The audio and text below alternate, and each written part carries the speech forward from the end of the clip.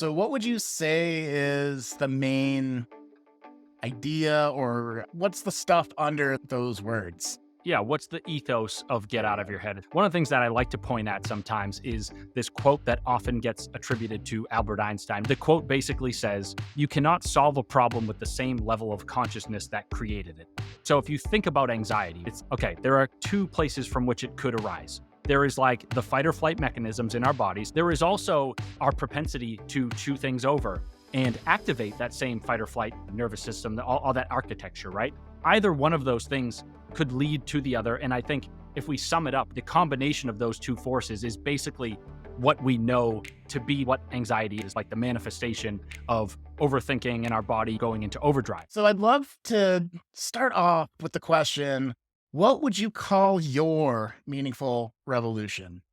Yeah, for sure. So, my meaningful revolution is helping other people with anxiety and depression, right? Helping them get out of their minds, helping them navigate some of the demons that they face on the mental health front, right? I don't have necessarily a sexy way to condense that down into just a few words, but that is the revolution, right? Is being able to take some of the things that I've been through in my own past, make sense of those things, and then turn them into lessons that I can then share with other folks on the same front because the meaning comes from my own experiences at first, right? It's to have gone through those things and to have suffered through some of those things. There was a lot of meaning, both positive and negative in that realm. But then also as I take those experiences, try to make sense of them and then come up with some insights, there's a lot of meaning in sharing those insights with other folks and just being able to do something good with some of the pain that I've endured in the past. Right on. I love that. And it gets me curious. Could you explain to our audience here maybe a time when you were dealing with some of these mental demons as you described, and what was going on, and how did you get on the path of creating Get Out of Your Head, the brand? Yeah. At the risk of being a little bit repetitive on some other podcast, but it makes more sense to talk about this entry point because it's the beginning of the journey, right? And I think some folks can relate to it too. Is I was in college and I had been on a date that with a girl that I was seeing and, someone that I liked about 6 months before this. So this was when I was 17. I was in high school and I it was at an inflection point where it was like, "Oh, I don't know where this is going. I'd like to find out more. I'm nervous. I like this girl." And long and short, things went really poorly. She told me off while we were on this date, and I ended up Ooh. having this panic attack in front of her. And it was very unsettling because it was like, first of all, I don't know exactly what this is that I'm experiencing inside of me, right? I would call it nervousness or like extreme nervousness, but I don't know how to get out of it. I don't know how to deal with it, that sort of thing. That's owned my mind for a little while. And it was like, the only thing that was going on upstairs was basically like, how do I avoid another situation like that in the future? How do I get close to somebody that I like and not have that happen yet again? So fast forward to the event that I was about to talk about, which was basically, I get off to college and I meet this girl that I like. And I forget, this is probably, I don't know, maybe like the third time, second time I had hung out with her. And so she came over and I guess it was a Friday night. She had been drinking. I had not been drinking. And I always hesitated a little bit telling the story because, like, this is not one of those stories like a Me Too or anything like that. It's just, I was an 18-year-old kid and I really liked this girl, or I started to like this girl, and I just wanted to see where things were going. And I was really nervous, right? I'm just an anxious person in general, especially in the past. I certainly was. And so she's texting me. She's, "Oh, I'm coming over, whatever." And I'm jump into my mind and I'm like, all I can think about is that previous situation where I had that panic attack 6 months before that. And I'm like, how is this going to go? And is this going to go just as poorly as that went? And as soon as she gets there, she's like way too aggressive and way too forceful and is just jumps on my lap and is, "Oh my God, you're shaking. What is wrong with you?" Swearing at me, calling me all these Mhm. names or whatever, runs off down the hall. And I mean, I saw her again, but like I chased after her and tried to futilely explain myself, but it didn't really work. And so I woke up the next day and I was just so humiliated and so embarrassed. And I don't tell either of those stories to speak poorly of anyone, right? This is just the experience and the path that I was on, some of the things that I went through. But I tell that story because sometimes it takes enough pain for us to be able to wake up and say, I now need to do something about this. And so I woke up on that Saturday and I said to myself, this is now two of these events in a row. And it's clear that I can't just ignore this. I can't just walk away and be like, I'm fine. Everything's fine.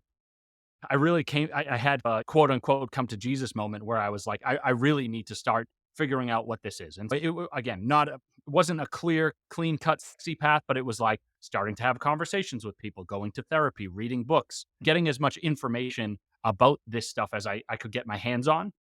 And then from there, like that was when I was 18 and I didn't publish my first book until I was 28. But that 10-year stretch was all part of the journey and trying to piece this thing together and make sense of it all. Right on. I think especially I consider myself a card carrying introvert. So having a lot of struggles just interacting with strangers going into college, like I relate to that anxiety of rejection, right? And romantically outside of just making friends. I also struggled with talking with girls for a while too. But that's pretty it's great that you're able to have that kind of like call to adventure, that like moment where you're like, I gotta figure this out, right? And that's the driver for the next 10 years before you release the book. I'm curious on that 10-year adventure, right? How did you get to, oh, I'm getting stuck in my head and I need to get out of it and creating that brand? How did you shift into that? Yeah, it's a great question, and I want to make sure that I answer it in all the right steps and pieces that I was hoping to answer it in. You had basically said, it's great that you had this call to adventure and whatnot. Where I saw that going was basically like, it's cool that you have this story that you can package up and be like, this was the moment or whatever it was, and readers can read that story and be like, oh, I connected with it, and it was really interesting. Mhm, But the reality of those situations, whether it's mine or somebody else's, is even though we extract it out and maybe abstract it a little bit and it comes off as this nicely packaged like story in a book, like that stuff is really painful, right? So it's like it mhm, gets almost glamorized a tiny bit. But if you are the person, and it's not, I'm not trying to say have sympathy for me or anything like that, but if somebody else is going through that and then they write about it, it's like we should keep in mind that they went through a lot of pain in that situation. And even mhm, though it sounds sexy or nicely packaged or whatever it is, right? Oh wow, here we go. We're starting the adventure. That is painful. And so why I preface with that is basically just saying that the rest of those 10 years was painful too. And so I think a mhm, lot of the times you can't, obviously I can't go and write a book and be like, okay, on day one and day two and day three and day four, like you have to sum it up, right? But basically, over the course of those next 10 years, what I decided I need, it's just a product of your experiences in seeing what works and what doesn't, right? And mhm, you get a long enough period of time and you encounter enough experiences that fall into the same realm. If we're talking about mental health and anxiety and depressions, okay, you go to enough events or situations that provoke your anxiety, you will eventually, like, you'll be able to run some pattern recognition and figure out the common threads. Okay, this worked, this didn't. And so over the course of those 10 years, that was basically what my philosophy was. I don't know if I necessarily started out with that mindset and was like totally methodical about it, but as you get more and more like your I guess the model through which you view these situations in the world expands and you have more data to put into it, you're like, okay, I now understand I need to be on the lookout for these things, or I tend to take these actions. This is what what's the right word? My tendencies are. And I'm starting mhm, to see that is not, those things are not necessarily leading me to the place that I want to. And again, it's not sexy, right? It's absolutely not, because it's like, it takes a lot of time. It takes a lot of inputs to be able to then distill them down and be like, here are the common threads. But that was basically the journey that I went on. That was basically what I did, was essentially trying to figure out, okay, I sometimes talk about it from a software development standpoint, just because that's my professional background. Is I tried to at some point look at these situations and apply what people sometimes call A/B testing or split testing. So it's mhm, like, in situation one, I'm going to go and I'm going to apply strategy A. So maybe that's, I'm going to do this thing that I'm scared of. I'm going to engage in deep breathing before I get there. Let's see how that goes. And then I'm going to a similar situation, but we'll call it situation two, and I'm going to apply strategy B. So maybe that is reciting a mantra to myself, something that sort of makes me feel a little bit more confident in the moment. And as I'm going on this journey and I'm reading different books and I'm listening to books on tape at the time, or cassettes or whatever it was, CDs, I'm picking up and synthesizing these different strategies and then trying to figure out, do these things work for me or do they not? And so if I fast forward all the way down to having written my first book, which is the subtitle there is A Toolkit for Living with and Overcoming Anxiety, I was trying to basically not only tell my readers about my own experiences, but I was trying to say, hey, I gave all those tools that you might hear about, I gave them a shot. And then Mm. I figured out which ones worked for me and which ones didn't. And I'm hoping that because maybe we are of a similar background or way of thinking, that the insights that I drew would be similar to the ones that you are going to draw. And so I can hopefully fast forward your journey a little bit and say, hey, that strategy that they talk about, like maybe, hey, creative visualization and see yourself on stage, like giving a speech or whatever. Don't do that. That's a bad idea when it comes to anxiety. So that Mm. long and short, a little rambly, but that is the journey in a nutshell, and also the framework and the way that I thought about it in a nutshell. Right on. I just want to point out, and I appreciate you honoring and pointing out how messy it is. Cause like you said, we were like glossing over. It's like I had this moment, 10 years happen, and then I assume everything's good. And we can get to that here in a second, like the aftermath of this journey. But there's a saying in the coaching practice that I do that's called honor the struggle. Sometimes now you can't get around to just focusing on everything that's going happy or right or correct. A lot of the growth is sitting with the uncomfortable or painful to find that the way through it.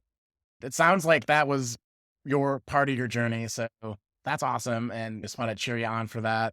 So now, with all of that looking behind you, do you say, or would you say that you have like mastery over your anxiety and depression? Are you still in the middle of it? Like you found a lot of things that work. Are you still doing that work to have a better handle of it? I'm not sure if those are the best words, but you get what I'm saying? I do get what you're saying. The how I would answer it is I think I have progressed quite a bit. I Okay. understand what my tendencies are. I know some of the strategies that work for me. I know some of the ones that don't. And I have almost like a mental model or an algorithm in my mind of like a pattern recognition algorithm to be able to say, oh, I've seen this a million times before. I'm Hmm. doing that thing that I do all the time. And so that comes with experience. And I think the helpful thing there is that once you have that quote unquote algorithm established within your Hmm. mind and you know your tendencies, you're like, okay, I've been here before. I can get out of this. And that's really helpful, right? Because it gives you some sense of reassurance. In terms of have I attained mastery over these things? Like w- how I want to describe this is that it's almost as you get older, I think that life has a way of humbling you a little bit and reminding you that there is almost no such thing as mastery, right? It's you can take a bunch of steps on the journey and then you might take a step backwards. And it's not always this again, it's not always a sexy, clean cut trajectory. Uh, we are human, right? So it's like if you think about the way that our brains were constructed, it's like they are survival machines. And so that means that anything that could potentially threaten us is going to rev up our sympathetic or fight or flight nervous systems. And so as we get older, we face a bunch of different sorts of struggles or challenges that we didn't face before. And so we have those quote unquote algorithms of, oh, here's my pattern recognition saying I'm doing this thing again. But one of the challenges with that approach is the fact that as what we face in our own lives changes, then it takes us a little bit to be able to say, "Oh, yes, I am doing that thing again, but I'm doing it to in the context of a different situation." And you almost have to stop and catch yourself and say, "Yes, it is a new situation, and I know I haven't dealt with it before, but it is still something that scares me, that revs up my fight or flight nervous system. And for that reason, I have to apply similar, if not the same strategies, even though the context feels a little bit different." So I guess what I would say is long and short is the journey is it never ends, right? I think again, Hmm. we're human, we get scared about things. Unfortunately, things happen in our lives that might be negative, and all of a sudden we have to figure out how to deal with those things. Again, I know I've said this a couple times, but long and short is things have progressed quite a bit, and I guess I feel good about the quote unquote mastery that I have attained, but I understand that it's a never ending Hmm. constant. I wouldn't say struggle. I would say more like a journey, right? And life has its way of testing you. I wouldn't have written my books if I didn't feel as though I truly believed what I had written and felt as though I had made Hmm. a lot of progress because again, it's the goal of those books is to help other people. And if I haven't Hmm. helped myself first, there's no way that I could help anybody else. But I also want to be honest and just say that, yeah, there are days, right, where I am anxious. There are days that I'm depressed. It's more just understanding that one, it's normal to feel that way. And two, being able to look back and say, okay, yeah, I am anxious today. But guess what? When I was 18, I was anxious every single minute of the day. And now I get anxious for 20 minutes a week. And 5 years ago, it was like I was in a depressive episode for a year. And now I have a bad day every now and then, but it doesn't happen nearly as often as it used to. And so that is serious progress, right? And I think no Yeah. matter if it's myself or yourself or somebody that's listening, you have to look at that and be like, I know that we want to rid ourselves entirely of anxiety and depression, but that is still pretty darn good. Absolutely. And I'd say, I guess the word mastery gets thrown out a little bit too loosey goosey. I guess that's the technical term. But what I mean by mastery is when you're confronted with that anxiety. Oh, I have your toolkit of, oh, I do this, I do breathing, I do this. And so instead of the master will have anxiety and manage it in a quicker time than someone that doesn't have the tools. So that was just for clarification for the audience. Like what and I love that you're pointing out that it's not this like Zen, everything's perfect type thing, because that's not human nature in my experience. But Yeah, great clarification you made. And I think I also want to point out the fact that like we need to be able to have that understanding that it's not that zen, right? Because if we think it is, that's just not how life works, right? And then we're Mhm. going to make ourselves more upset by saying to ourselves, I thought I had mastery at this point, and what's going on? If you are a little bit more accepting of what you can Mhm. sometimes just let it almost run its course and go through you. Totally. Yeah, I love that. Shift gears a little bit. So the title of your book, Get Out of Your Head. As I mentioned, I being an introvert before, having people really flippantly say that to me throughout my life, just get out of your head. I imagine it's like when you were just explaining your journey that like, yeah, that you can wrap it up in this one concise phrasing, but I'm sure there's a whole bunch of digging we can do there to explain all the work and all the ideas that go behind that. So what would you say is the main idea, or what I want to say, what's the stuff under those words? Yeah, what's the ethos of get There out you of go. your head essentially is. So there's a million different ways that I could answer this. And there's a lot of scenarios or stories that I could bring in to back it up. But one of the things that I like to point at sometimes is this quote that often gets attributed to Albert Einstein. We don't, who knows whether it's he actually said it or not, but the quote basically says, you cannot solve a problem with the same level of consciousness that created it. And so if you think about anxiety, it's okay, there are two places from which it could arise. There is like the fight or flight mechanisms in our bodies. So that's our heart racing, our blood pumping, and all that. And there's a very physical component there, right? That's our threat Mhm. detection system. There is also our propensity to chew things over and activate that same fight or flight nervous system, all that architecture, right? Either one of those things could lead to the other. And I think if we sum it up, the combination of those two forces is basically what we know to be that's basically what anxiety is, like the manifestation of overthinking and our body going into overdrive and whatnot. And if you were to create your own anxiety, which I guess the entry point doesn't matter so much because if you're revved up, if your heart is racing, more likely than not, you are going to start thinking a little bit too much. And if you are thinking too much, you are probably going to cause your heart to race and your blood to pump and all that stuff. So let's just say for a second that the entry point into our anxiety, we'll just say, is our thoughts.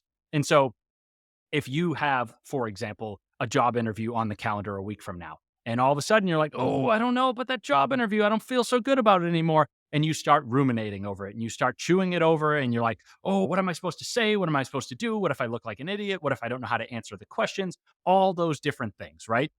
We have then created a problem through our thinking.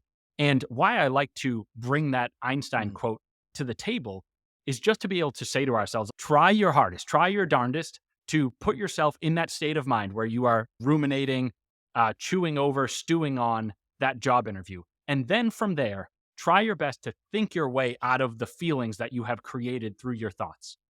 Just can't do it. It doesn't Yep. happen. So basically, what that quote says to me is okay, we have created this problem through our thinking, which means that the solution to that problem cannot come through thinking. It has to come from some other avenue. And for me, what that stuff is usually is like getting back into your body, whether it's through going for a walk, doing some deep breathing, maybe it's, reciting a phrase to yourself that distracts you. It could even be like, hey, go play a video game or something, right? The main thing is you have to like you've got this train, like this two train just flying through your brain, right? The thought train. Mhm. You got to somehow find a way to stop that in its tracks. And we do that through any number of distraction related means, if that makes sense.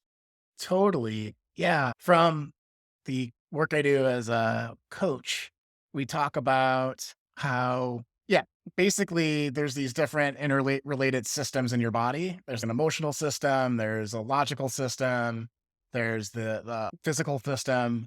And thinking about your life holistically, I love that phrase. And if you're thinking about your anxiety, you can't outthink it, right? You might need to go connect or distract yourself some other way. Because I was actually gonna ask you, how does your physical body relate to your mind and anxiety and depression? Do you have a couple of your favorite distractions that you think really work for you or really work for a broad audience that you could share?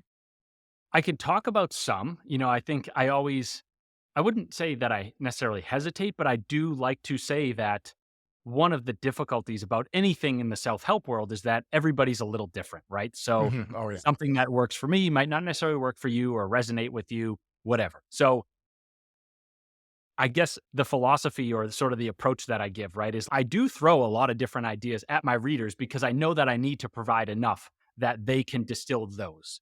But I'm not Mhm. going to throw every strategy under the sun at them because I want to feel as though I've done some sort of editorial process of saying, hey, I did filter out half of these for you guys because I know Right. that these ones generally don't work for most people.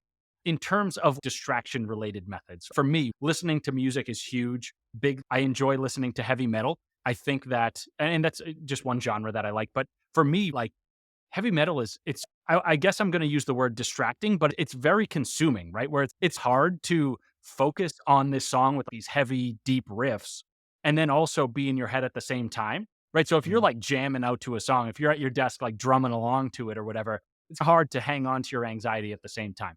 Don't get me wrong. I'm not saying that it's like a cure all or anything like that, but I do enjoy listening to that kind of music. And I think I like it in general, like, I just enjoy the medium, but I also Mhm. feel as though its nature plays well with trying to get ourselves out of our heads a little bit.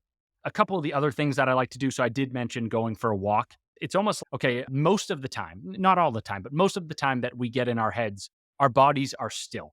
And so we have a lot of energy through coursing through us by virtue of the thoughts that we are spinning through our minds. And you can feel this energy. It's not like the energy like all of a sudden like drives you up off the couch and sends you for a walk, but it's you can feel it. You're like, "Oh my goodness, I feel terrible. My heart is racing, yada yada, all these different things." It's not always that easy to take that energy and convert it into kinetic energy, but I guess that's what we should do is say to ourselves like, "Okay, it's rare that I am ruminating while I am running around the neighborhood." And maybe we don't always need to go up and go for a jog or run or whatever because there's only so many times that we can do that per week or whatever it is. And some of Mhm. us don't like running, but I think we can all, for obviously, I want to be cognizant of like handicapped folks that are listening, but it's like most of us can get up and go for a walk. And if you can't, it's like figure out a way, whatever it is, it's basically just figure out a way to get back into your body. If that means, I don't know, going, like, whether it's getting on an elliptical, getting on a bike, or even just sitting down and trying to do some meditation. Because I think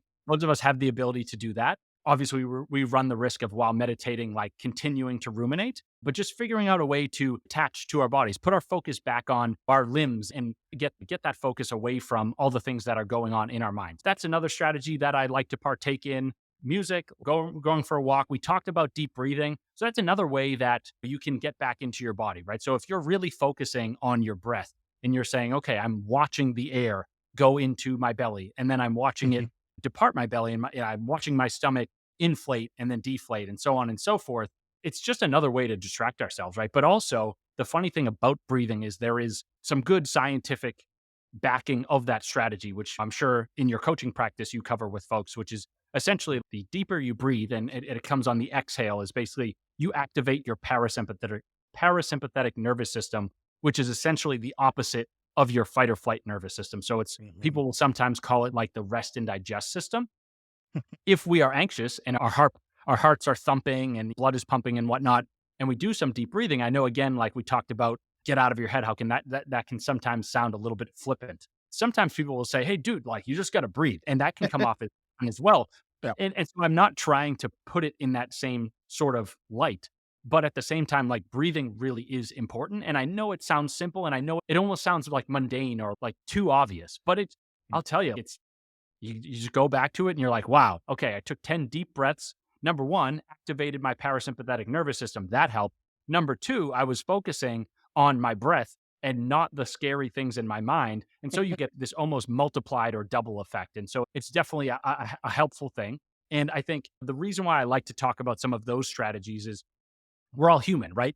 So it's if you go all the way back in time, okay, maybe there wasn't heavy metal thousands of years ago, but we were all breathing thousands of years ago, or Mhm. the species was, and we were all moving around in the forest or the savannah or wherever, whatever location we were living in. And so it's if we go back to our roots and we try to connect with some of the things that we used to do, it often, not all the time, but often those are good channels or good ways to reconnect with our bodies, right? Calm ourselves down and whatnot. So I do like some of those things from an evolutionary perspective.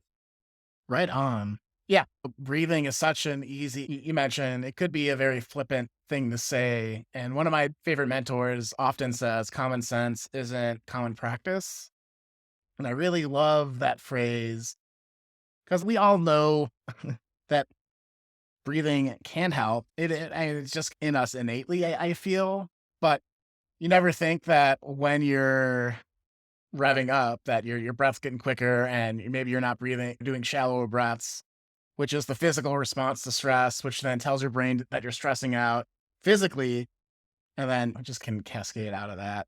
So I love those strategies. I love that they're simple and I love that they're actionable and just being mindful of when you read those signals in your body to then, okay, here's a menu of things to try to see if it works for me and get out and do it. So I did want to ask, so you have this toolbox. And I know as a coach too, there's a fine line between being a coach and being a therapist. And do you have any advice for people? They might have really intense anxiety and depression and might need to actually seek more help than they might be able to get from your book. Talking with a human is a lot better than reading strategies, I feel, but because it is a very serious subject too. If you can manage it with a book, that's amazing and great. And if you need extra help, how do you tell the difference between the people that you can help and make a big impact with and people that in service to them, they need some extra oomph? Yeah. So the first thing that I would say to listeners is if you need help, you should seek the help that you feel you need, right? Nobody should ever be ashamed of going to a therapist, getting the support that they need. Because you find a good therapist, it's like worth its weight in gold. At the same time, there are a lot of avenues that are available to us to help us with our healing or to help us with our emotions. So I guess it just depends on the order of operations in which somebody comes into contact with me. So maybe they are struggling with anxiety and they say to themselves, "Hey, I haven't listened to this podcast yet. So I am ashamed to go seek a therapist. I'm just going to Mhm. go on Amazon and I'm going to look for a book about anxiety." Maybe they find my book and they say, "Okay, like those were good strategies and I like the perspectives, but I need more," right? Maybe that means that they reach out to me and we do some coaching. Maybe from there, it's, "Oh, you still need more than this. So why don't you talk to a therapist?" Or maybe the reverse order. I don't totally know for sure. All I would say that is in terms of the work that I do versus the work that a therapist does, right? Like I am not a doctor, so I'm not qualified to do like medicinal things and treat. My the way that I pitch my coaching practice is, and again, this kind of comes back to the order of operations, is what I want to do with the practice is take the strategies that I have already talked about in my writings and then help the reader or the listener, if it's an audiobook or whatever, apply those things to their own lives. The difficulty in writing a book or a blog post is that I can't write it for Sean. I can't write it for Jessica. Yeah. I can only write it for a mass audience. And I will give examples in hopes that the reader can connect those examples to things in their own lives, but that's not a given. And so they may come to me and say, that was helpful that you talked about that thing, but I am now dealing with this specific situation which you didn't cover in your book. And so how do we go about looking at that specific subject? And then we take the same strategies that I cover in the books and the blogs and we try to overlay those on those specific situations. One of the difficulties, right, where I would say I'm trying to get to an answer of the question of, yeah, how do we know coaching versus therapy is I am probably not with a coaching client. it's not in my expertise and it's not something that I would normally do to be like, hey, what happened in your past? And let's unpack some trauma that you've been through and all that stuff. That is more traditional therapy, right? I am Mhm. trying to say, like, situations that you're in today, how can we apply strategies to them that would be helpful? The piece of digging up and helping people cope with trauma and whatnot. Sure, I'd like to do that, but I just want to, I want to walk a fine line and make sure that I do what I'm qualified to do, if that makes sense. 100%. And, yeah, I walk that line quite, often. And I love the way that I view it is I think therapists and coaches are trying to get the same outcome, but like you mentioned, a therapist will delve into your past and work through traumas, especially traumas and things of that nature, to help you make a better decision now to live your life in the future. Where a coach will take you where you're at right now, give you strategies to help you make choices to live your better life in the future. And one of the indicators for me, just to share as a peer, is if people aren't progressing, right? That's a quick thing. It's, oh, like I gave you this long list of strategies. You didn't do one because you were so depressed or anxious. Maybe I'm not the right person for you. But that's one of the very clear things that I'm looking for when I'm working with a client. So I thought I'd just share that with you. But Yeah, I think that's um, a good way to sum it up, and then from there, it's okay. There's some more digging that needs to be done, and unfortunately, like, I might not be qualified for that sort of thing, so we'll move you on to the next level. definitely. Right on. I'm curious then. Let's see the list of questions we got. What were some influential people on this topic that kind of helped you think through how to approach it? I love just figuring out how people get to their methodology or their things. Yeah, it's a great question. I've listened to a lot of voices over time, and I think with some of them, you reach a point where you're like, "Okay, I got out of that person what I needed to get out of them," or whatever. Mhm. Because it's like, let's be honest, right? If somebody writes like 5 books about mental health, usually by the 5th book, you're like, "Okay, like, some Yeah, repeated content or whatever." But I would say on this front, it started with actually, so my brother was big into Tony Robbins in college, and he cool. introduced me to Tony Robbins. And so we went to some of his seminars, and I just loved the fact that he cut through some of the BS, right? And he was Mhm. like, this is where I probably wouldn't want to do this myself, but I respect the fact that Tony did it.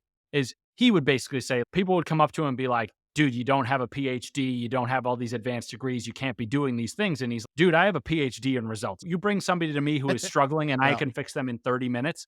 I'm like, wow, especially for, I think for anybody, but especially for a young kid who is a little more gassed up and whatnot, that's a really compelling proposition. I really resonated with his teachings early on. Again, went to some of his, I guess you would call them, conferences or his live events, and then read a couple of his books. And I just love his sort of can do approach, right? He's Hmm. very hands on and he's very enthusiastic, very optimistic and whatnot. So I really enjoyed that. As the years went on, I'd say a bunch of different folks in the space, right? I've trying to think of a few off the top of my mind. I know Brene Brown is one who she's like a shame researcher, but all that stuff is tied up into our emotions and our mental health. So I've read a few books by her and listened to a bunch of podcasts with her on them, and she's really interesting. Trying to like, what's his name? Aaron Beck is someone who's really well renowned in the space, and he's done a ton of research and written books and studies and stuff like that. And so I'll often cite his research in my works. It's somebody who has been around that long and has put forth as many studies and sort of proposals and just overall, like, he has, it's what I'm thinking of is like in my second book I talked about Beck's depression inventory, which is a way that we can go through a checklist and say, is this person depressed or not? And at the time when he proposed it, it was, you might look at it today and be like, yeah, like, of course. But at the time we didn't know a lot about depression, and I forget exactly when it came out, maybe it was the 70s or something. But you look at tools like that and you look at pioneers of the industry and you say to yourself, those are the folks that you want to listen to. And those are the folks that have a lot of really good ideas. And then you can synthesize those things down, take what works for you, and maybe mix it with the ideas from other folks and come up with your own sort of philosophy, right? It's like people will Hmm. sometimes say that there's no such thing as a new invention or everything's already been invented. It's, you basically build a better mousetrap or whatever it is. All these ideas, right? Mental health and our emotions and whatnot, people have been writing about for centuries. And so Hmm. it's, I am probably not going to, let's face it, I'm probably not going to put something forth that is brand new, but I can put a different spin on things that helps other folks resonate with the content in a different fashion, right? Because as the generations change and the trends change, there are going to be new there needs to be new ways to deliver that content and have it sit with folks in specific ways. And so I would assume that if you like read some of my writings, you can definitely pick up on some of my influences. And it's just interesting to see. I'll sometimes sit down and I'll be like, it's certainly not plagiarism. It's more just, oh, I these couple of sentences that it has a vibe of a specific person. And it's, Mhm. yeah, I'm almost pulling from all these different sources in my mind. They're all influences. And that's, yeah, I think bringing it back to music a little bit, right? You see how one band influences another band and another band, and it's okay. A specific kind of riff, a style of music became popular, and then people started to use it and whatnot. I don't know. Something like that is that's how I like to talk about that subject a little bit. Yeah, we're all standing on the shoulders of giants, and to go back to the music reference, there's only so many notes, right? And so many sequences of notes. So it's how we are able to combine it and uniquely make it ours that I think is super fun and cool and important for the next generation, as you said. So, when it comes to your methodology, what do you think has been the most surprising thing about your journey that you've learned about yourself through exploring this space? It's a good question. I think I think that some of the work that I've done and some of the experiences that I have been through have changed me, right? I Mhm. remember being 18 and being like a hard-nosed kid and stuck in my ways and at times like not outwardly to other people like I think I would like to think that I've always been relatively respectful of people and nice and that sort of thing, but on the inside looking back, right, and being like, well, I can't believe I did that or I was that stubborn or whatever it was. Mhm. And also just looking at other people's situations at that time at 18 and being like, that guy's an idiot. Ah, that guy's a loser, whatever it Mhm. is. And as you get older and you go through more things, I think you start to have more respect for yourself and what you go through. And then that allows you to have more respect for other people and what they go through and understand that the world is not black and white and you can't always read one specific situation in one specific kind of way, right? So we all have different lenses through which we view the world. We all have different upbringings. We all have different beliefs. And so the work that I have done has helped me become a little bit more compassionate, right? To say, hey, I can understand that person or a specific person, whatever they said, whatever they did, however they acted, could be driven by a bunch of different factors, many of which I cannot understand or I just can't know them, right? Unless I sit Mhm. down with them and we have a conversation. And there may be some forces that are pulling the strings that they are not even totally aware of. And Mhm. so the work that I've done, and I guess the surprising piece to me is I look now, I'm 33. I look back at 18, and some of this is just growing up and understanding that the world does not revolve around you. And at 18, you only have so much life experience and you don't actually know that much, even though you think you do.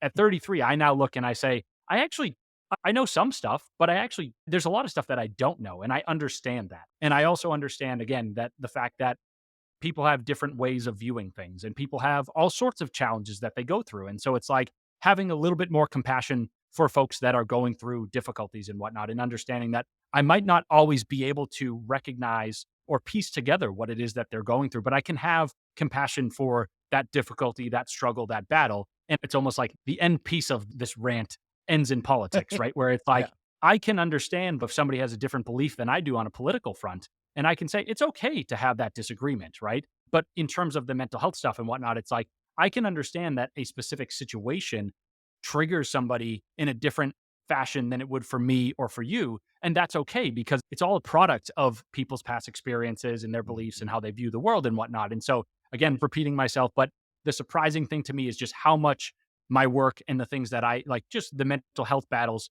have changed me on that front and opened me up to new ideas and help me be a little bit more understanding of things that people go through. Right. I love that, and I'd summarize that as just being more curious about people's human experience because you've experienced more yourself. So I love that. You said something important that this might be an interesting question for you. So you mentioned politics, and we talk about anxiety and depression at a personal level. How do you view it bubbling up to a society level? What do you think? Would you say that there's more anxiety and depression out in the world now today? And what are your thoughts on that without leading the Yeah, question?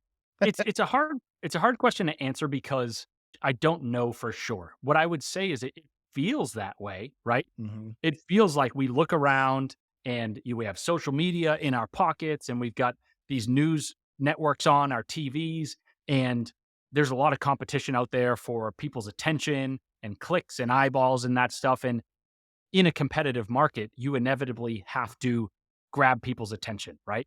And I Mhm. think we all know that the headlines that grab people's attention are rarely the one of, oh, this guy saved a cat out of a tree, right? I would love for it to be that way, but Mhm. unfortunately, I think we know that it's not. And the fact that we are so connected digitally these days, the fact that we have so much information on our screens, computers, TVs, pockets, in our pockets with our smartphones and our smartwatches and all that stuff, I think it gives us the impression that things are, people are more anxious than ever. The world is in a worse place than it's ever been. There's more depression than ever. The reason why I'm a little guarded here is I can't know. I Mhm. also look back, like there are times where I want to say, "Oh man, like life is hard. It's harder than it's ever been, whatever." And then it's, what if we went back 100 years in time and it's the Great Depression and World War One had just ended and World War Two's coming up, and it's that sounds pretty bad too. And if I were constantly having to think about being, drafted into the war and whatnot, I'd be pretty darn anxious, and I would think that the whole population, or my cohort, whether it young men or whatever it is, I think they'd be pretty anxious too. Mhm. Long and short is, I don't know how to answer the question. Like, I don't have a definitive answer. All we can do is we can look at the anecdotal evidence of saying, okay, yes, on our screens and on our devices and whatnot, it feels as though our apps and our media sources are driving bad emotions, negative emotions more frequently. And then we can also look at some of the studies that folks have done and the numbers that are published by, whether it's the National Institute of Mental Health or something, and say, okay, cases of anxiety are on the rise, cases of depression are on the rise. The thing is, another sort of surprising piece of my own journey and answering the previous question in a slightly different fashion is, as you get older, right, you realize that things are not that simplistic, and Mhm. correlation does not always equal causation and whatnot. And so I think it's easy to say, oh, the numbers are higher. And so, like, definitively speaking, there's way more anxiety, there's way more depression than there's ever been.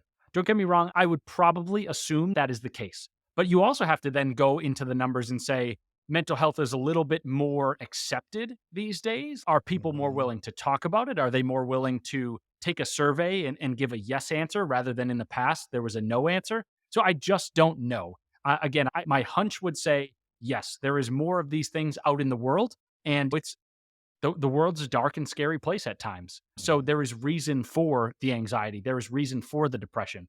I don't I just don't know what the true answer is. I don't have all the data in front of me, but I think if we can say one thing is that there are certainly a lot of folks that are experiencing anxiety. There are certainly a lot of folks that are experiencing depression, and regardless of what those numbers are or whether they're higher or lower than they were in the past, we want to help as many of those people as we can, and for me that's what drives the work that I do.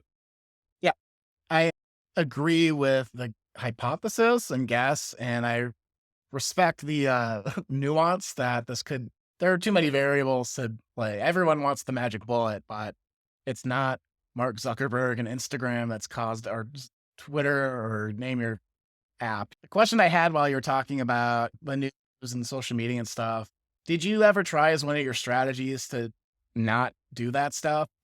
And how did that impact your anxiety and depression or Yeah, so depression? I haven't watched the news mostly my entire life. It's just something that Okay. I remember from a young age. Like, my grandfather loved the news, and he'd be eating his dinner, Mm. sitting in front of the TV, watching the news. And I all I can remember is, like, being so anxious, like, when the news would come on, that I would freak out and be like, "Mom, like, I can't watch this. Can we turn off the TV or whatever?" And she'd be like, "Just go in the other room, like, you'll be fine." Whatever. So from a young age, like, I knew that I didn't want to watch the news, and I still don't. And there's a lot of folks that I listen to. I remember I was listening to a podcast by Peter Diamandis. He's in, like, the life extension and space research fields, and he was super smart guy. And he was like, if you want to do a really good thing for yourself and your mental health, just never watch the news again. And it Mhm. was nice to hear that, a little bit of validation of, okay, like, I never thought I was crazy, because the news is crazy, but it was just nice to hear that folks that are high achievers and doing really cool things out in the world are like, yeah, you really shouldn't be watching that stuff. And again, like, there is nuance where it's like, in the middle of a global pandemic, you might want to hear some of what's going on or whatever. My take on it though is that if something is important enough, everybody else watches the news and they'll let me know about it. And then Yeah. on the social media front, like I'd be lying if I said that I don't go on social media. I try to limit it for sure. And one thing that I talked about in my second book, so that second book was on depression. There was a chapter where I said the general theme was pretty much anything in your life could potentially trigger you and trigger your depression. And it's not a I'm not trying to tell people to like bunker up in their safe space or whatever, because that's just not going to be helpful in the long run. But you do need to try to construct your life and the world around you in a way that does not trigger you as often. It's not a coddling kind of thing. It's more like, why would you willingly send yourself, into the proverbial abyss if you don't need to? So it's the Mhm. same thing as, I don't watch the news because I know that it would probably trigger me. So on the social media front, it's like, as soon as people start saying stuff that I don't like or that scares me or whatever on Twitter, boom, hit them with the unfollow. And it's maybe I like those people and I'm friends with them and I want to stay friends with them. But okay, so maybe the mute button, I don't know. But I think everybody who deals with anxiety and depression enough, eventually going back to the beginning of the podcast and talking about the pain, right? You Mhm. eventually experience enough pain that you say, I am putting this first. It's sure. I'd love to Mhm. know what, friend XYZ is saying on whatever social media app. And then that way I can stay a little bit more cued into the conversation and have things to talk about when we get together. And this is I'm literally making this up. I Yeah. don't like on Twitter, I follow like just sports really. But even if it's, oh yeah, I unfollowed a sports network because they were talking about things that I don't like. And now okay, maybe I missed out on a couple things. It's like, again, I know the pain that the mental health side of things can cause Mhm. me. And I think a lot of folks get to that point and you eventually say to yourself, I need to put this stuff first. I need to prioritize my emotional well being. And if I'm not doing that, what's the upside? What's the downside? I think the upside is very low, the downside's pretty high. So Yeah. Excellent. Yeah, fantastic. I love that response. So, looking at time and thinking about wrapping up, I got 2 more questions for you, right? cool. I got time. Cool. The first question I wanted to ask you, is there something that you could share about depression, anxiety on this podcast that you haven't done in other media before? I love asking guests this question, so take your time, Wow. but This is such a tough one. I'm going to try to rephrase the question a little bit and say, is there a topic that I have not discussed on podcasts as frequently as some of the others? Because I know that, like, and I have a list on the side of my computer, and I Mhm. go back to the same places. It's okay, breathing and this and that. So let me see if I can pull one out on the depression side that I don't necessarily talk about as much. Okay, I think cool. one thing that could be interesting, and I know that we covered this in to skim the surface here in saying that as a coach, it is hard to unpack trauma with folks and talk about trauma. We're not really qualified to do that sort Mhm. of thing. And I will preface this conversation in saying that in my second book on depression, I also skim the surface here and just say, in a nutshell, this is how trauma affects us. And then this is what it can do for us if we work through that. But I give the invitation to the reader to say, if you're curious to learn more, talk to your therapist about this sort of thing. Mm. But one thing that I, I have not probably not talked about in that much detail before, that is the notion that there are often forces that are like pulling the strings in our minds that we do not totally understand or realize, right? It's almost, I guess, off in the shadows. We have our demons and things that are changing our behavior, influencing our behavior in ways that we don't totally comprehend. And so one story that I would like to give, there's a lot in the mental health space. And let me just preface this by saying, like, when it comes to psychedelic drugs, like, the concept of psychedelic drugs, the conversation around it is growing, and people are more excited about it and whatnot. And there are scientific studies that are going on. You've got the maps work and whatnot. Just because the conversation is growing and whatnot, I think everybody still needs to understand that these drugs are all pretty much illegal. This is not me saying go out and do these things, but if you were curious about them, there are some states where, for example, psychedelic mushrooms are decriminalized. So you could potentially, right, if you wanted to, you could go to Oregon. I think maybe you could go to Colorado and go to a facility and try these things out. But I went to a facility in Florida last year where they specialize in ayahuasca ceremonies. And so, if folks don't know, ayahuasca is a specific kind of psychedelic. The chemical compound in it is called DMT. I forget exactly. If I said, what it stood for, I would mess it up. So I'm not going to say it. If you want to look it up, you can. It's a tea or a brew that you drink. And it basically, once it takes over, you have these sort of hallucinations. And people will say that the hallucinations pretty much always go for what is dark first, like your fears, the things that scare you, your traumas, and whatnot. And on a different show, I could probably go through my entire experience and talk about what that was like. But one thing that was so interesting to me was, so after you have your ceremonies, so like you basically do two of them. You do one Friday night, you do one Saturday night. You can pay to do another one Saturday day at this particular facility. But so on Saturday day and then Sunday day, you do these breakout sessions, and you basically, they call them integration, but you really just talk to your fellow Mm, cabin mates about your experience. And so there was this one woman who had talked about how, she was abused as a child, and her experience on, during the ceremony was that, so she knew that on some level, she knew that she always resented her mother for most of her life, mhm, because she felt as though her mother did not protect her from being abused as a child. And so she's, as soon as this thing started to kick in, sure, colors and you go through these weird mhm, sequences and whatnot. But when the real meat of the journey kicked in, she was like, the first two people I saw were my abuser and my mother. And what it mm, does is the drug essentially, again, it faces you, it forces you to face or confront your demons, so to speak. And the tough thing is, like, you don't want to, you really don't. And I'm not even saying like on DMT or whatever it is, you don't want to, like, in general, we don't, right? There's a reason these things are way off in the shadows, is because we suppress them. They're too painful to deal with. mm, And people go, and I went to this ceremony because it was like, okay, what am I not dealing with that if I dug up could be helpful for me? And it's a lot of people that go there are curious to do that painful work, even though it is very difficult, right? And so this person who was in one of my groups, she was saying that as soon as she saw her mom and her abuser, she was like, "Oh, no, no, no, we can't do this. We can't go there." mhm, And people will talk about, during a psychedelic experience, like a bad trip or whatever it is, there's all kinds of different bad trips and ways that you could experience negative emotions. But on ayahuasca, one of the main ways that you have a bad trip is the pain comes up and you resist it, and you essentially cycle through it. Like, it's almost as if the drug in your brain will not allow you to not proceed. And if you hold on as tight as you can, like, you're in for an absolutely misery of a 3 or 4 hour journey. And so she said, like, eventually it was very difficult for her, but eventually, like, enough evolved during her experience where she was like, okay, I am willing to unpack this, to dig this up a little bit and see what's going on. And during an ayahuasca ceremony, if folks are curious, there is on Netflix, there's a show called mm, Unwell. And I don't know which episode it is, but it's a short series. There's a specific episode about this place in Florida that does the ayahuasca ceremony. So you could learn a little bit more about people's specific journeys, or kind of get a better breakdown of what it's all like. But this woman, she is eventually, she's confronting her mother and her abuser and whatnot. And she's like, I really don't want to deal with this or whatever, but like, it's starting to evolve and I'm a little bit more willing to unpack this and whatnot.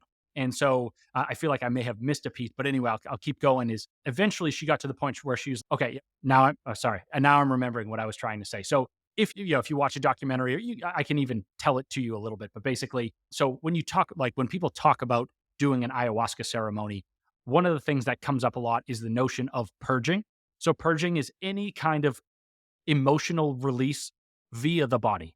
So it could mhm, be that you crack your knuckles. It could be that you burp, that you pass gas. It could also be that, you vomit. And that mm, is what most people are familiar with when the association of purging, a lot of people go right to, okay, vomiting, right? And so she was like, I saw my mom, I saw my abuser, and we started to work through this. And she was like, I started to see that it wasn't necessarily my mom's fault that this happened. And I eventually worked through this stuff to say, I'm going to forgive my mom for the fact that this happened. I'm going to forgive myself for the fact that this happened. And I eventually got to the point where I was like, I forgave the person who did all these terrible things to me. I forgave that mhm. person. And she was Wow. like, as soon as that happened, I purged all of that out of my body. And at least in that moment, like, I don't have her phone number. I'm not, and if I did, I don't know if I'd necessarily divulge what we Yeah. talked about or whatever. But I haven't done a follow up to be like, hey, how are you feeling a year later or whatever it is. But then that next day, she was glowing, and it was Mm, fascinating. It was like, okay, at the very least, like, I'm not trying to turn this into a scientific thing. This is more just an emotional thing. And who knows what the long term effects, again, Mhm. not condoning any of this stuff, but it's just fun to talk about, fascinating to talk about. Where it was like that next day, you could see that the weight had been lifted because she Mhm. talked the day before and it was like, oh, she just seems down on her luck and whatnot, but we don't really know why. And then the next day, she's like, I feel so much better. A weight has totally been lifted off of my shoulders.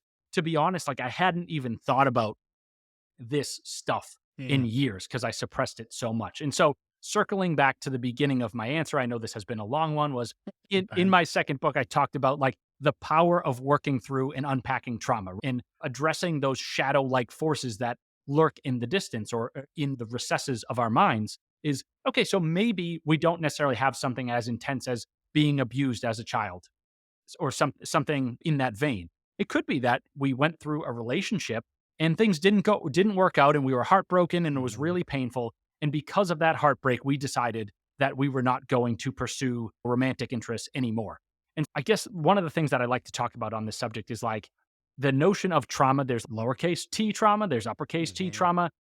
There's not really like a defined definition of, okay, is trauma like you saw a dead body, or it's basically whatever happens to you that causes your mind to not know how to function, right? And so that could be anything. If you have that sort of response to whatever the stimulus is, you could potentially classify that, or your therapist could potentially classify that as trauma. And so it's like the general concept I wanted to get across with this chapter in the book, which has nothing to do with the ayahuasca ceremony, was just the notion that there are probably forces in our lives that are lurking in the shadows and in the background.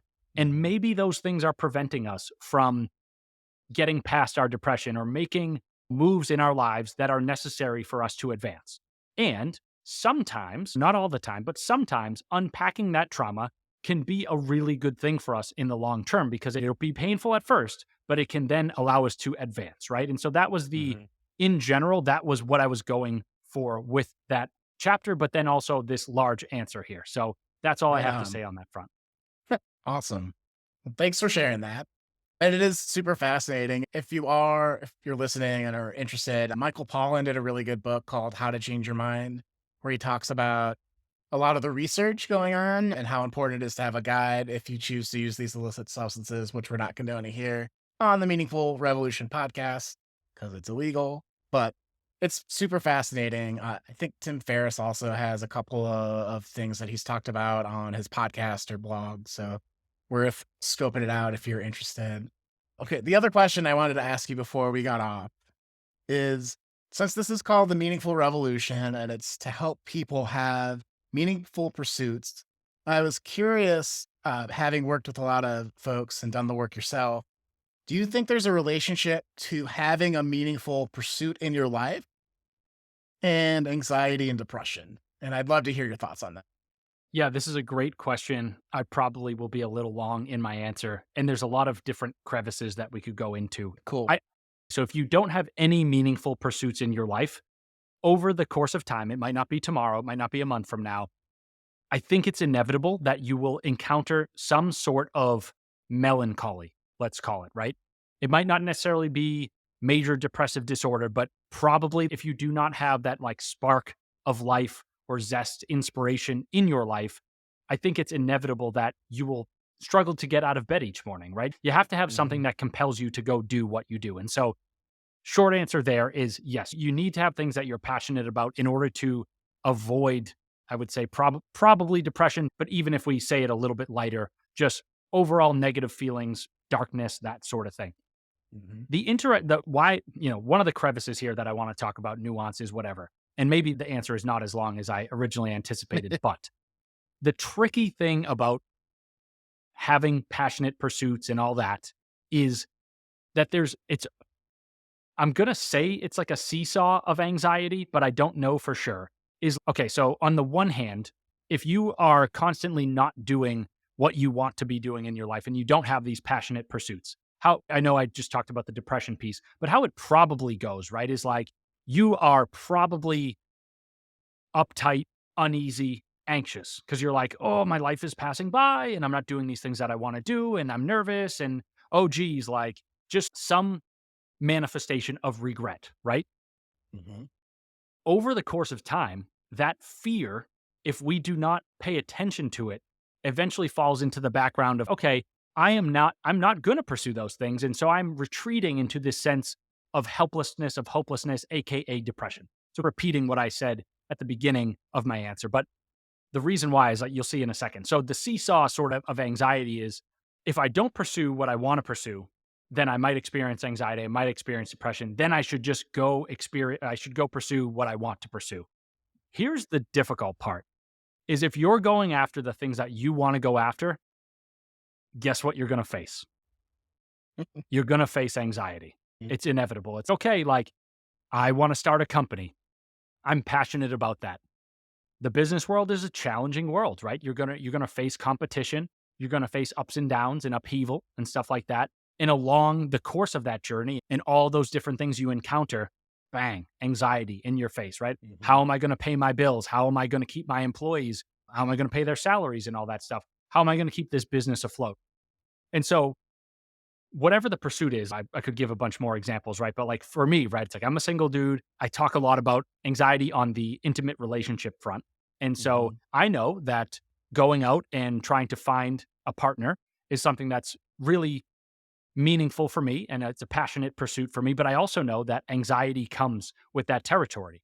I am willing to push through that anxiety and I know that it is par for the course, but it's still there, right? And so it's Mhm. not necessarily as easy as saying, oh, I'm just going to go do the things I want to do because I want to do them and it's fun, right? You may very well encounter some kind of fear. And so the issue with this seesaw, right, is that I think a lot of people maybe at first they say I'm just going to pursue what I want to pursue and that's going Mhm. to be fun for me and it's going to be the ride of a lifetime, whatever it is, right? And then without realizing what is coming their way, all of a sudden there's a lot of anxiety associated with that. Mhm. And so maybe not on a conscious level, but on some level, they may say to themselves, oh, that's a little too much. Let me step back and let me do something else, or let's just forget about the passions for a little bit. And then that seesaw tips the other way. And all of a sudden it's like back to the, hey, my life is flashing by before my eyes, or I'm afraid that I'm not accomplishing what I want to Mhm. accomplish, some basis or manifestation of regret. And so I think the issue that I see is that if you go down both paths, and maybe this isn't an issue, maybe there's a potential cause or a potential emergence of a solution, is that Mhm. you go down both paths. I think you eventually see that anxiety awaits you on either one. And so you have to say to yourself, if that's the case, if I'm going to experience anxiety and that's the downside, what is the upside in both scenarios? In the Mhm. case of not pursuing your passions, maybe it's a little bit of comfort. I don't know. But obviously, you're not going and doing that thing that you're passionate about. So the upside is, at the very least, reduced in scope. If you're doing the things that you're passionate about, probably the anxiety, the propensity or the possibility of anxiety is probably higher, the potential there, right? But also Mhm. the upside, the potential upside is also much higher. And so I guess you get to this point where you say to yourself, do I want some of the comfort with the risk of eventually falling into the regret and depression framework? Or am I willing to confront the difficulty of doing the things that I want to do, knowing full that like I'm not trying to glamorize this, right? Doing Right. that is hard. But am I willing to put myself out there and face that so that I can then do the things that I actually want to do and cultivate some really positive emotions, whether it's fulfillment, excitement, whatever, by virtue of doing that. For me, I feel as though I've had some experience. What I'm talking about, I feel like I have some real life experience with this. And it's one of the reasons I write my books and I run my brand and stuff like that. It's not easy. It doesn't, at the moment, it doesn't really make a lot of money, but I'm willing to pursue that because I want to. And so I think we all have to sit down and ask ourselves this question of which upside and which downside combination do I want? And I would suggest, but it's up to everybody, is in the long run, you want the scarier one with the higher upside. Because in the very long run, if you choose the other path, I mean, if you fall into a state of helplessness and hopelessness, and then you find yourself in major depressive disorder, that is hell. That is a Mhm. nightmare. So I don't know, a little bit ranty, but that's what I have to say about that one.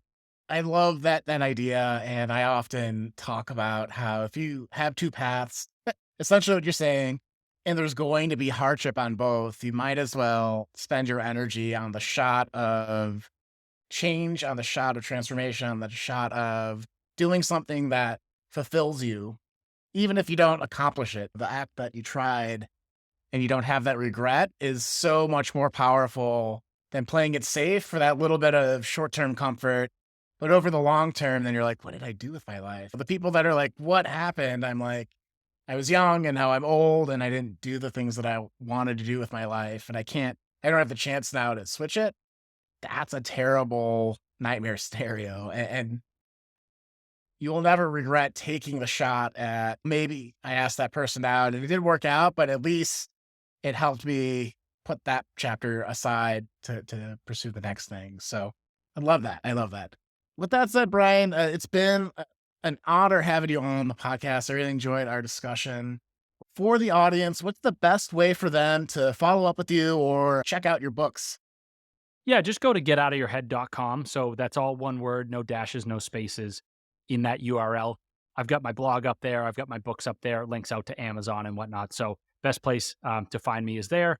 If you want to connect on social media for the books and the brand, I tend to use Instagram. The handle is Get Out of Your Head, all one word there as well. I always like to say on these podcasts, right? If please reach out if you want to reach out. Having meaningful, deep conversations with folks on this subject is one of the benefits of walking this path, right? It's part of that meaning is helping people in their lives. And it's like, even if I can't necessarily get you the thing that you necessarily need at this moment, whether like maybe going back earlier in the conversation, it's saying, hey, maybe you need some therapy at this juncture, still being able to make that distinction and then help that person on their way is another avenue for cultivating that meaning. Please reach out if you want to reach out. And also, if you are listening and you are going through anxiety and depression, please just know that Sean and I, we understand that. Our hearts go out to you, and we hope that it resolves itself soon and that you keep fighting because you're not alone.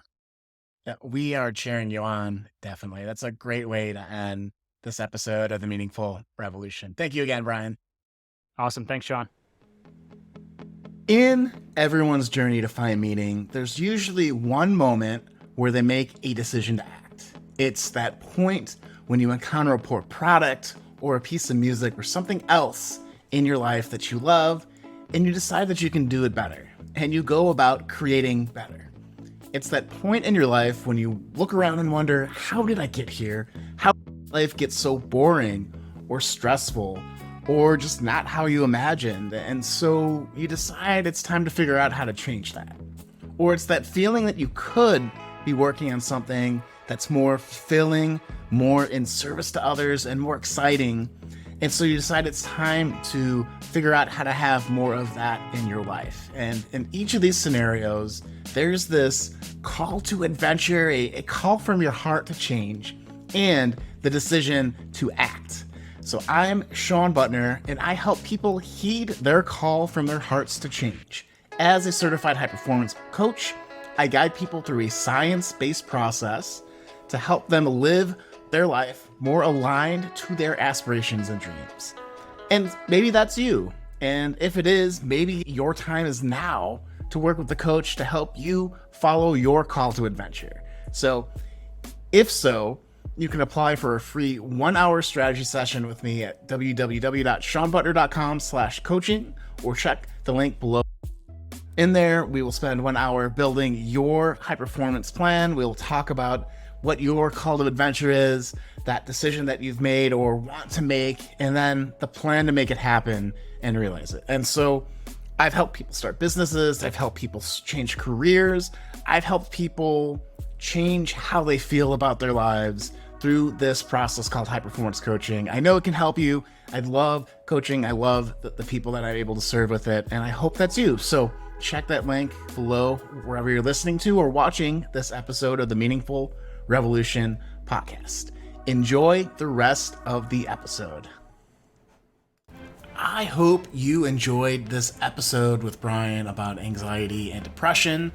I hope you took a lot of notes. And if you would, share this episode with 3 friends who might find this helpful.